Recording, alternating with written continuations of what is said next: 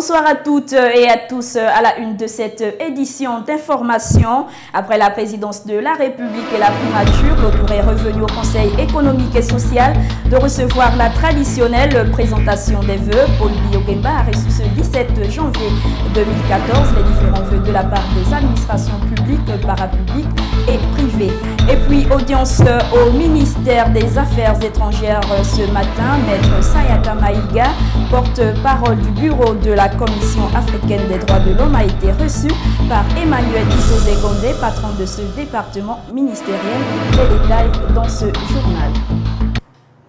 On vous le disait tantôt, après la présentation de vœux au chef de l'État et au Premier ministre, le tour est revenu au Conseil économique et social de présenter les vœux au président de cette institution, Paul Biya Oguemba, une institution consultative qui se veut plus que jamais utile, un aimant qui attire compte tenu de la qualité de ses avis et recommandations à mi-parcours. Biya Oguemba et l'ensemble des agents du CS affirment être sur la bonne voie. Douglas Ntoum et Fred Ndongo. Les agents du Conseil économique et social, institution désormais utile, ont salué 2014 avec ses nouveaux challenges et ambitions. La preuve ici, dans le contenu des messages de vœux au président du CS. Si en 2012, à votre arrivée à la tête de cette maison, vous avez affirmé votre ambition de faire du Conseil une institution utile, il apparaît en effet que 2013 a été une année intense et fructueuse. Sachez, Monsieur le Président, que tous vos efforts sont unanimement salués par le personnel qui, par ma voix, vous exprime sa profonde gratitude. En cette année 2014, l'OCS, institution consultative, va amorcer une nouvelle approche avec les autres institutions. La venue du chef de l'État au Conseil soit le début d'une relation nouvelle, fructueuse, entre la première institution du pays et le Conseil. Dans ce sens, Paul Biya Oguemba n'a pas hésité à dévoiler les perspectives du CS pour les 3 prochaines années. Un Conseil économique et social véritable baromètre social, catalyseur incontestable et incontesté du développement du pays. C'est l'exercice difficile, j'en conviens, mais exaltant, auquel nous devons tous nous consacrer les 3 années et demie qui nous restent. Une collaboration avec les autres institutions permettra au CS d'être un observateur de tous les instants et un acteur avéré de la démocratie participative. Et puis le gouvernement de Raymond Donsima a salué les efforts consentis en 2013. Il a malheureusement fait abstraction des difficultés enregistrées au cours de cette année et les crises sociales à venir. Sampero Mba et Justin Tigui. Le Premier ministre et son gouvernement se sont satisfaits des efforts consentis en 2013 et qui ont des conséquences positives selon eux sur le quotidien des Gabonais et la vie notamment des fonctionnaires. Qu'avec un taux de réalisation de 67% contre 40% en 2012, votre gouvernement s'est attaché tout au long de 2013 à accélérer ce programme de réforme visant à mettre en place un environnement propice au développement de notre pays. Je pense notamment aux réformes des cadres juridiques que vous avez impulsées dans le secteur des transports, de l'habitat, des affaires sociales, de l'agriculture, de l'économie numérique et dans d'autres.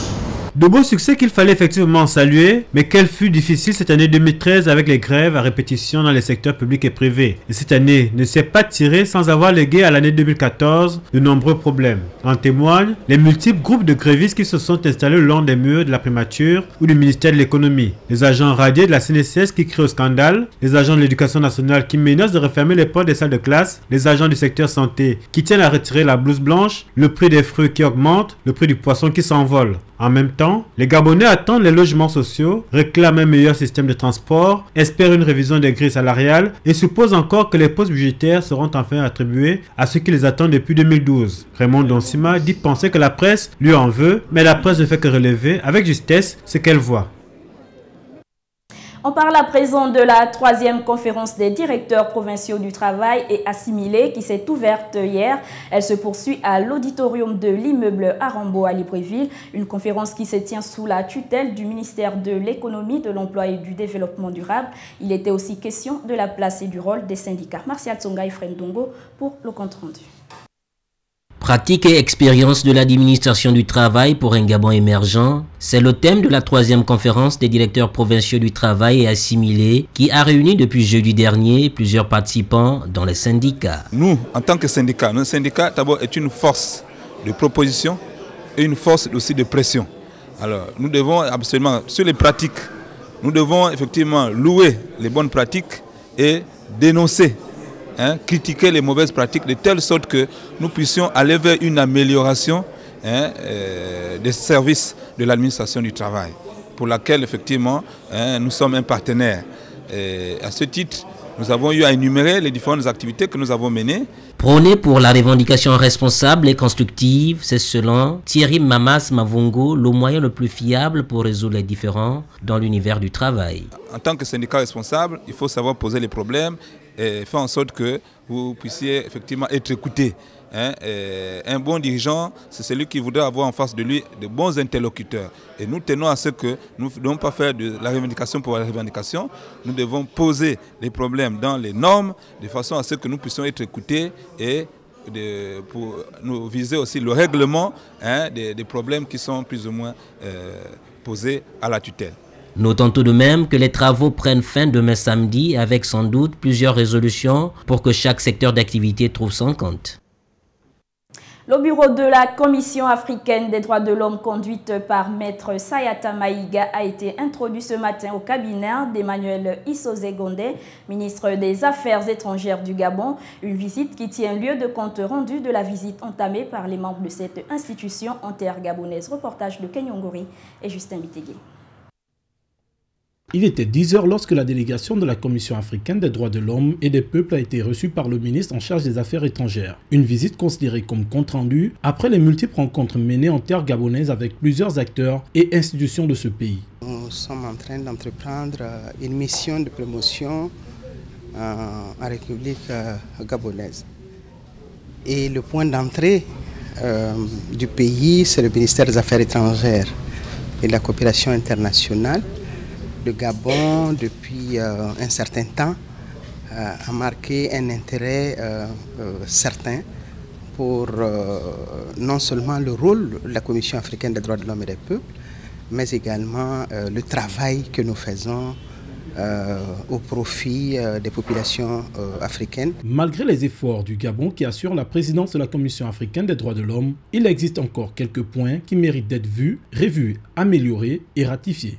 Je voudrais parler du protocole sur les droits de la femme en Afrique, de la convention de Kampala qui renforce la protection des réfugiés, des personnes déplacées et des chercheurs d'asile, également de la convention relative aux personnes handicapées, dont le protocole n'a pas encore été ratifié au niveau international. L'objectif de cette visite de travail est d'œuvrer en collaboration avec les institutions de la République sur de nombreux aspects relatifs aux droits des femmes, des enfants et des handicapés, entre autres.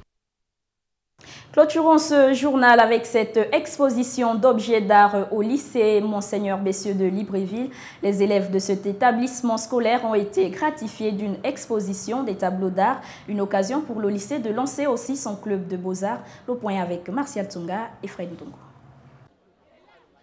Ici, un tour d'horizon avec les élèves et responsables de l'établissement pour donner des explications et du sens aux différents tableaux qui, pour cet artiste, expriment l'amour, l'amitié et d'autres émotions. Des tableaux pour vulgariser la culture. Amener la culture vers les enfants. Voilà pourquoi nous exposons en milieu scolaire. D'habitude, je dis, ces expositions se passent généralement dans les hôtels. Or, c'est les milieux sélects que les jeunes ne fréquentent pas. Donc parfois on se plaint, les gens les gens n'aiment pas la culture, les gens n'aiment pas l'art, mais qu'est-ce qu'on fait pour les exposer à l'art? Donc c'est ce travail pédagogique que nous faisons. Essayer d'amener l'art, les jeunes qui sont intéressés et demain ils vont consommer de l'art. Voilà une exposition des beaux-arts qui n'a pas laissé les élèves présents insensibles. Une exposition qui inspire. Tous les tableaux sont jolis. En tout cas, il n'y a rien à dire. Les tableaux sont merveilleux, ils sont très bien dessinés. Le beaux-arts, c'est vraiment très beau. L'amour, l'expression de l'amour, l'expression de la sagesse et la présentation des personnalités, vraiment c'est très beau et c'est surprenant. J'ai trouvé vraiment très joli. C'était palpitant en tout cas. Ça m'inspire la Renaissance, surtout quand j'ai vu le portrait de Nelson Mandela, qui m'a fait de la peine, et c'est très bien peint. Le lycée Bessieux a servi de carte de musée à ciel ouvert. Les visiteurs se sont fait plaisir. Pour certains d'entre eux, la peinture, c'est un art de spiritualité. Elle demande de s'élever pour la comprendre. Voilà, c'est la fin de ce journal. Merci de l'avoir suivi. Bonne suite de programmes sur gabonnews.com. Bon week-end à tous. Au revoir et à très bientôt.